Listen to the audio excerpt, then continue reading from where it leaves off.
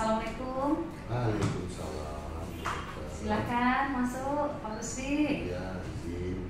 Ya, silakan duduk. Kita mulai aja Pak ya. Jadi sekarang Pak Lutfi umur 61 tahun. Penyakitnya hipertensi. Tensi masih di atas 140 ya Pak. Sudah berobat sekitar 5 tahunan, walaupun kadang-kadang tidak teratur. Faktor risikonya ada kegemukan dan merokok ya Pak. Sekarang kita di ruangan konseling ini, konseling untuk penyakit hipertensi Bapak, supaya tensi Bapak lebih turun dan terkontrol. Kira-kira kita coba ada wawancara ya Pak ya, atau konseling kita ya Pak ya, untuk menggali permasalahan hipertensi Bapak ini.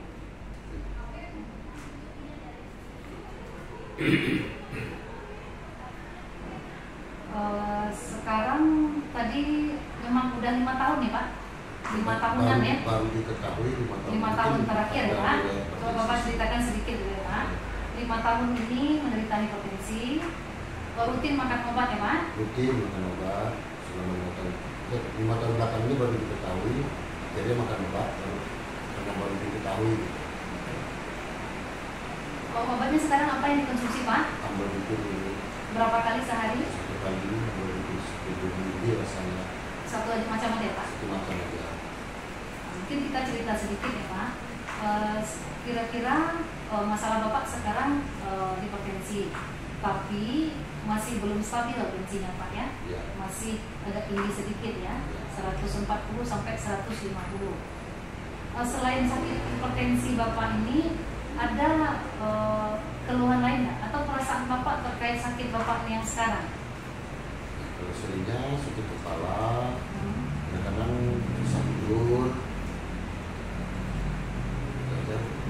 Oh itu ya Pak ya. Untuk aktivitas aman ya Pak?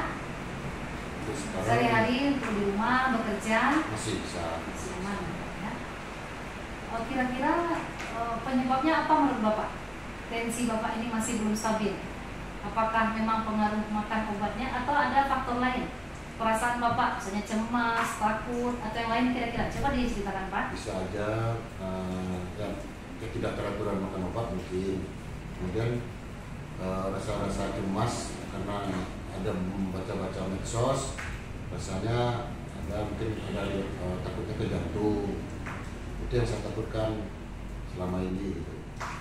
Kira-kira udah berapa lama Pak perasaan tidak nyaman nih Pak, cemas ini Pak, Bapak rasakan? Kalau cemas mungkin setahun belakang ini. Setahun belakang ini.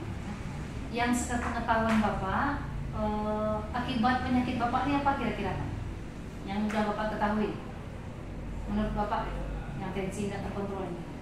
Dia sering sakit kepala, sering emosional. Emosional. Ada yang lain Pak? Emosional yang sering. Menurut Bapak, bisa sembuh nggak penyakit tensi Bapak ini? Atau bisa dikontrol? Sepengetahuan Bapak? Kalau saya sekarang berharap saya mau sembuh gitu ya. Tapi Tapi kira-kira bisa nggak kita dengan konseling ini kita rencanakan ke depan? Kira-kira bisa nggak di sepengetahuan Bapak kita kontrol tensinya? Saya siap, sangat siap sekali karena rasanya ya dihukum juga saya rasanya dengan stresnya, muncul stres, kepala gitu. Saya berharap untuk sembuh. Selain karena sakit Bapak ini, apa yang Bapak khawatirkan sebenarnya? Apakah sakit ini atau ada rasa cemas yang lainnya? Apa yang Bapak khawatirkan dengan penyakit Bapak ini sebenarnya?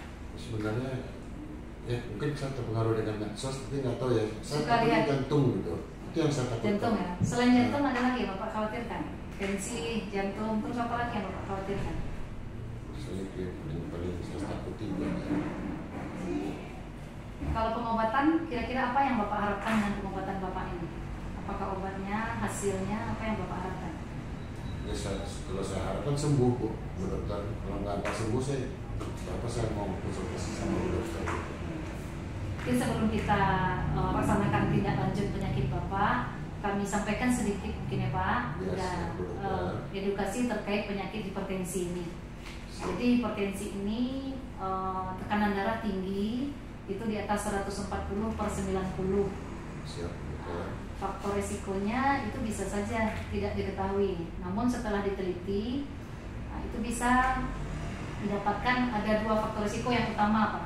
Ada faktor yang tidak bisa diubah, ada faktor yang bisa diubah. Siap. Jadi yang tidak bisa diubah itu pertama usia. Nah, dari resiko usia Bapak memang udah kemungkinan kita tensi itu ada karena usia sudah lansia ya, di atas 60.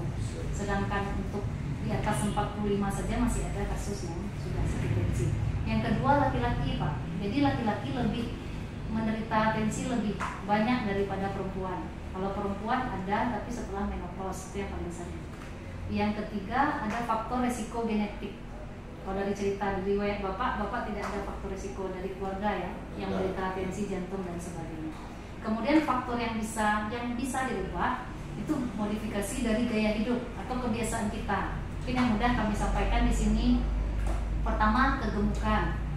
Jadi kita disarankan untuk menjaga berat badan itu ideal atau normal seumur hidup. Kalau dari kondisi berat badan dan tinggi badan kita lihat indeks massa tubuh Bapak itu agak berlebih. Nah, sudah masuk kegemukan tingkat 1 namanya ya Pak. Nah, kemudian yang kedua ada merokok. Itu salah satu faktor juga.